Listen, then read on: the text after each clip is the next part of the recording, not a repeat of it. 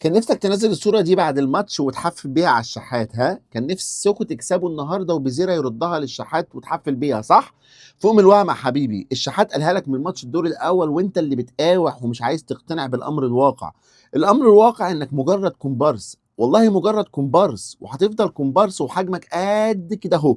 ودي قاعدة اللي اي استثناء فيها وبيأكدها مش اكتر. تخيل في واحد من اسوأ مواسم الاهلي في تاريخه بيقابل فريقك الوضيع، بيكسبوا 3 مرات واخر ماتش بالتلاتة، وماتش قطعناك فيه. عايز تاخد الدوري؟ وطي خده يالا، وطي وانت مكسور وموطي راسك ونفسك مكسوره. مبروك عليك الدوري ال 15، بس لازم تبقى فاهم حاجه، وانت بتاخده كده انت مكتوب عليه انك الكومبارس التاريخي.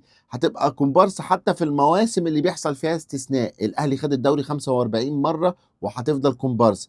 افرح بالدوري يا ابني، الدوري اللي الاهلي معلم عليك فيه رايح جاي. بس حقي ان افكرك انك كومبارس بتشجع فرقه وضيعه كسبت الدوري الثلاث مرات اللي كسب فيها الاهلي، وما كسبتش الاهلي فيها ولا مره. مبروك عليكم.